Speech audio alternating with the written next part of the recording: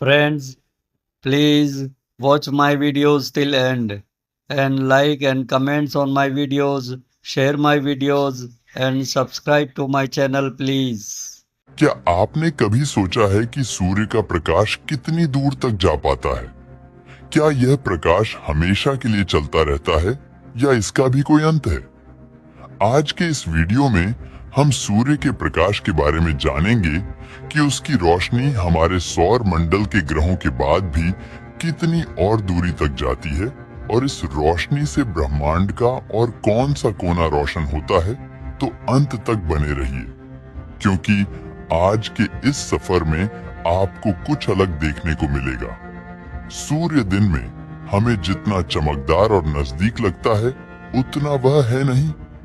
असल में वह 15 करोड़ किलोमीटर दूर बैठा एक विशाल न्यूक्लियर रिएक्टर है जो हर सेकंड लगभग 4 अरब मेगावाट ऊर्जा निकालता है। उसके 1 अरब भाग में से सिर्फ एक हिस्सा ही पृथ्वी तक पहुंचता है। फिर भी वह दिन बना देता है, मौसम बना देता है, गर्मी देता है और जीवन को चलाए रखता है। लेकिन असली सवाल ये नहीं कि सूर्य कितना चमकता है, बल्कि असली सवाल ये है कि उसकी रोशनी कितनी दूर तक जाती है। सूर्य के प्रकाश की गति लगभग 3 लाख किलोमीटर प्रति सेकंड है। ये इतनी तेज है कि इतनी स्पीड से 1 सेकंड में पृथ्वी का 7 बार चक्कर काटा जा सकता है। सूर्य का प्रकाश हमारी धरती तक आने में 8 मिनट 20 सेकंड का समय लेता है। हमारे सौर मंडल में ग्रह जितने दूर जाते हैं, सूर्य की रोशनी उतनी ही कमजोर होती जाती है। बुध ग्रह सूर्य के सबसे पास है, तो इस पर यदि आप खड़े होते हैं तो आपको सूर्य धरती से 3 गुना ज्यादा बड़ा दिखाई देगा। इसके अलावा धरती के मुकाबले बुध ग्रह पर रोशनी आपको 7 गुना ज्यादा दिखाई देगी। सूर्य से बुध ग्रह की दूरी 5 करोड़ 79 लाख किलोमीटर है और सूर्य से रोशनी आने में 3 मिनट 20 सेकंड लगते हैं। यानी अगर सूर्य अचानक गायब हो जाता है तो आपको बुध ग्रह पर इसकी जानकारी 3 मिनट 20 सेकंड में ही लग जाएगा। लेकिन अगर आप शुक्र ग्रह यानी वीनस पर होते हो तो इसकी जानकारी आपको 6 मिनट बाद लगेगी, क्योंकि यह सूर्य से 10 करोड़ 82 लाख किलोमीटर दूर है। इस पर खड़े होने के बाद सूर्य आपको 1.5 गुना बड़ा और 2 गुना अधिक चमकदार दिखाई देगा। इसके बाद हम आगे बढ़ते हैं और हमारी मुलाकात मंगल ग्रह से होती है, जहां पर यदि आप खड़े होकर सूर्य को देखेंगे तो आपको सूर्य धरती के 1/3 भाग जैसा दिखाई देगा और रोशनी भी धरती के मुकाबले कम होगी, क्योंकि सूर्य से इस ग्रह की दूरी 22 करोड़ 80 लाख किलोमीटर है। यहाँ पर सूर्य की रोशनी पहुंचने में 13 मिनट लगते हैं। सोचिए, सूर्य की रोशनी 22 करोड़ किलोमीटर का सफर महज 13 मिनट में तय कर लेती है। इसके बाद जब हम बृहस्पति यानी जुपिटर पर पहुंचते हैं तो सूर्य हमें यहाँ से बहुत छोटा दिखाई देगा।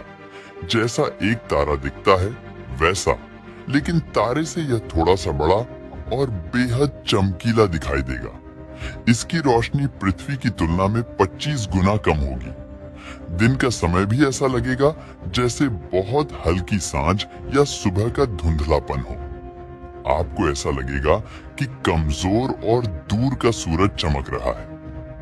बृहस्पति से सूर्य की दूरी 77 करोड़ 80 लाख किलोमीटर है और यहाँ पर सूर्य का प्रकाश आने में 43 मिनट लगता है। इसके बाद जब हम सूर्य से लगभग 143 करोड़ 35 लाख किलोमीटर की दूरी पर पहुंचते हैं तो हमें शनि ग्रह दिखाई देता है। इतनी दूरी पर जब हम सूर्य की तरफ देखते हैं तो वह हमें एक छोटा सा चमकदार बिंदु, जैसे रात में कोई बहुत पास का तारा, बिल्कुल वैसा ही दिखाई देता है। शनि तक पहुंचते पहुंचते सूर्य के प्रकाश की तीव्रता बेहद कम हो जाती है। इतनी दूरी पर सूर्य की रोशनी पृथ्वी से लगभग 100 गुना कम महसूस होगी। दिन भी ऐसा लगेगा जैसे बहुत हल्की सांझ या सूर्योदय से थोड़ा पहले की रोशनी हो। आपको लगेगा दिन है, लेकिन असली रोशनी जैसा नहीं होता। इसके आगे यूरेनस ग्रह आता है, जो सूर्य से लगभग 2.9 अरब किलोमीटर दूर है। यहाँ भी सूर्य का प्रकाश पहुंचता है, यानी एक छोटा चमकीला बिंदु, जैसे रात के आसमान में सबसे चमकदार तारा दिखता है। यह सूरज जैसा तो नहीं लगता, लेकिन एक तारे से यह ज्यादा चमकदार दिखता है। यूरेनस तक पहुंचते पहुंचते सूर्य की रोशनी धरती के मुकाबले 400 गुना कम हो जाती है। 3 लाख किलोमीटर प्रति सेकंड की स्पीड होने के बावजूद सूर्य का प्रकाश इस ग्रह तक पहुंचने में 2 घंटे 39 मिनट लेता है। अब चलते हैं उस ग्रह के पास जो हमारे सौर मंडल का आखिरी ग्रह है, जिसका नाम नेपच्यून है।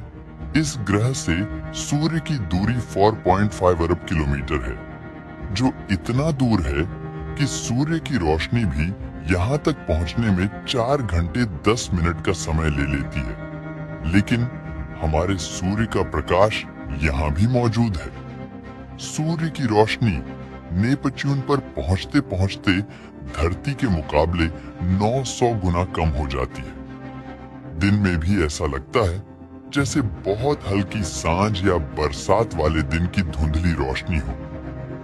यहाँ पर सूर्य दिखने में एक तारे जैसा दिखाई देता है। वह भी काफी चमकदार और सफेद कलर में, ऐसा लगता है कोई सफेद बिंदु चमक रही है। अब जब हम 4.5 अरब किलोमीटर का सफर तय कर चुके हैं और यह भी देख चुके हैं कि सूर्य का प्रकाश यहाँ तक भी पहुँच सकता है, तो क्यों ना हम वहां तक चले जहां इसके रोशनी का नामो निशान भी ना हो। नेपच्यून से कुछ दूर ही शुरू होती है काइपर बेल्ट। ये बर्फीले चट्टानों और छोटे छोटे पिंडों की एक विशाल पट्टी है। यह एक ठंडी, अंधेरी और रहस्यमय जगह है जहां सूरज की गर्मी मुश्किल से महसूस होती है। यहाँ तापमान लगभग -230 डिग्री सेल्सियस तक गिर जाता है और हर चीज जम जाती है। यहाँ तक कि गैसें भी बर्फ बन जाती हैं। यह क्षेत्र सौर मंडल का फ्रोजन आर्काइव कहलाता है, यानी बर्फ में जमी वह कहानी जो सौर मंडल की शुरुआती रचना का सबूत है। यहाँ प्लूटो, हाउमिया, माके और एरिस जैसे बौने ग्रह मौजूद हैं। अगर हम सूर्य से निकलने वाले प्रकाश की बात करें तो यहाँ तक पहुँचने में उसे लगभग 5 से 6 घंटे लगते हैं। सोचिए, जिस रोशनी से आप अभी वीडियो देख रहे हैं, अगर वह काइपर बेल्ट तक जाना चाहे तो उसे 12 घंटे लग जाएगा। यहाँ की दुनिया शांत है, ठंडी है और बेहद अकेली भी है, लेकिन हमारा सफर अभी जारी है। सूर्य से लगभग 14 से 15 अरब किलोमीटर की दूरी पर टर्मिनेशन शॉक आता है, जहां पर सूर्य की हवा अचानक अपनी रफ्तार खोने लगती है। यहाँ तक सूर्य की किरणें पहुंचते पहुंचते बेहद कमजोर हो चुकी होती हैं। अगर आप यहाँ किसी काल्पनिक स्पेसशिप में खड़े हो तो सूरज आपको आकाश में एक तेज चमकता बिंदु जैसा लगेगा। यहाँ पर सूर्य का प्रकाश लगभग 13 से 14 घंटे में पहुंचता है। इसके आगे जब आप जाएंगे तो आपको हीलियोस्फीयर मिलेगा। यह क्षेत्र सारे ग्रहों का सुरक्षात्मक ढाल है, जो बाहरी स्पेस से आने वाली हानिकारक किरणों से हमारे सौर मंडल को बचाता है। यह सूर्य से 18 अरब किलोमीटर दूर तक फैला है। यदि आप यहाँ खड़े होते हैं तो सूर्य एक चमकदार तारे जैसा दिखाई देता है, लेकिन उसका प्रकाश इतना कम होता है कि सारी चीजें आपको अच्छे से दिखाई भी नहीं देंगी। यहाँ सूर्य का प्रकाश 16 घंटे से भी ज्यादा समय में पहुंचता है। अब हम आ चुके हैं उस जगह पर जहाँ सूर्य का साम्राज्य खत्म होता है और शुरू होती है। ब्रह्मांड की असीम खामोशी यह है इंटरस्टेलर स्पेस, जो कि तारों के बीच की खाली जगह है। यहाँ अब न सूर्य की हवा पहुंचती है और न ही उसकी चुंबकीय शक्ति अगर पहुंचती है तो सूर्य की फैलती हुई एक फीकी रोशनी जो अब भी सफर में है और हमारे साथ इस अंधेरे में तैर रहा है। वॉयेजर 1 इसने 2012 में सूर्य की सीमा पार कर ली और बन गया मानव इतिहास का पहला यात्री जो इंटरस्टेलर स्पेस में पहुंचा। आज यानी 2025 में वॉयेजर 1 सूर्य से लगभग 24 अरब किलोमीटर दूर है। अगर कोई किरण सूरज से निकलकर इस तक पहुंचना चाहे तो उसे लगभग 22 घंटे 15 मिनट लगेंगे। अब आप सोचिए, वो किरण जो हम तक सिर्फ 8 मिनट 20 सेकंड में पहुंचती है, वही यहाँ पहुंचने में लगभग पूरा एक दिन लेती है। यहाँ पहुंचते पहुंचते सूर्य का प्रकाश इतना मंद हो जाता है कि कोई भी वस्तु बहुत मुश्किल से चमकती है।